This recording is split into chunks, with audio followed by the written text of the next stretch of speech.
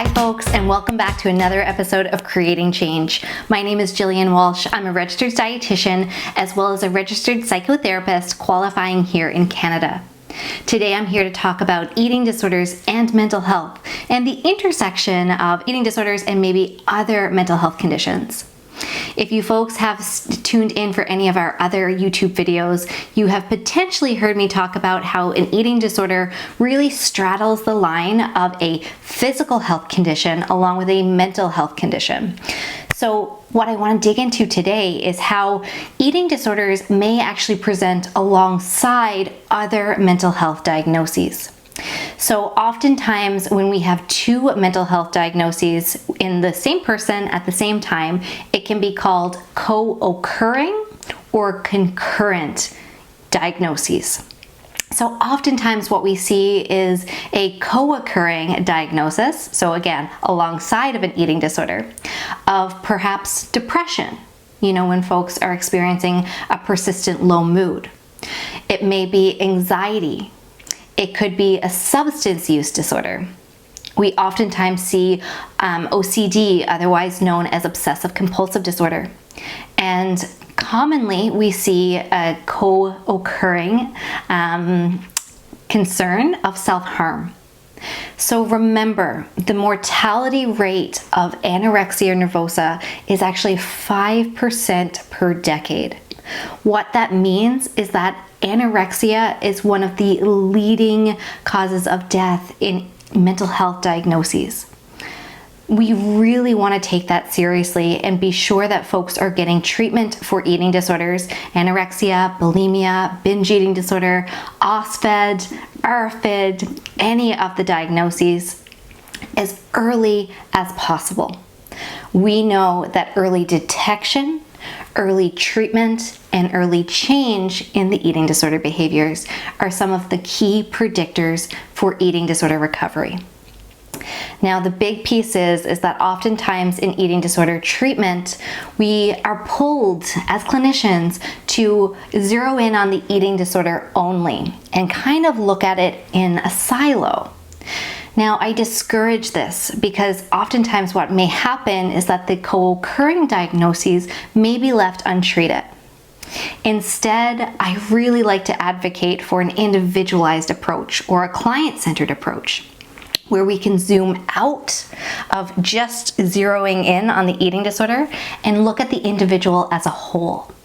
Learn how an individual is experiencing their body and their life and their environment in that moment. Without really truly knowing where our clients are at that time, it's near impossible to meet them there. And remember, what we are always advocating for is client-centered care, otherwise known as meeting them where they are. So if we suspect that there may be a co-occurring diagnosis or another diagnosis alongside an eating disorder, we really want to make sure that that is not being ignored or swept under the rug. Now, that's not to say that we can't have one in the forefront of the treatment and one kind of hops in the back seat for a little bit. What I'm saying is we just don't want to ignore co-occurring diagnoses to make sure that we're providing true individualized care and we're treating the individual's conditions or mental health concerns as succinctly but also as fully as possible. Now, the last thing I want to leave you with here is that untreated co-occurring mental health concerns will actually increase the risk of an eating disorder relapse. That is one of the key reasons why we advocate so strongly to make sure we're not sweeping it under the rug.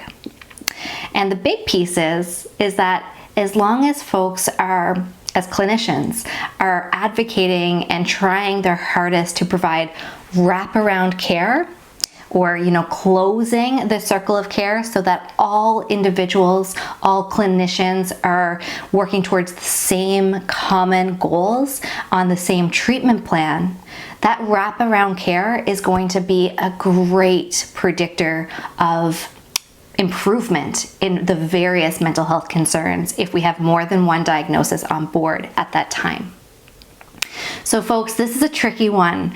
This is one of those topics that actually falls into the client population, where we're talking about issues that impact our clients, but it also falls into a resource for clinicians as well.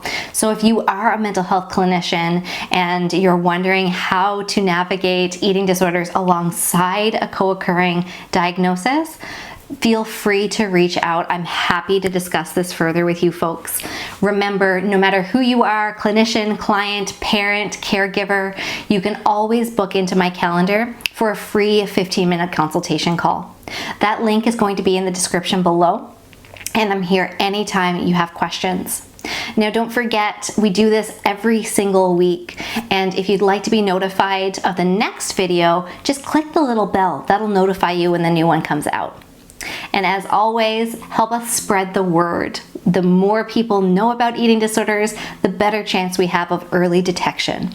So if you can, like, subscribe, comment, and share these free tools with folks that you know. Thank you so much for being here. I hope you are well, and I'll see you soon. Bye for now.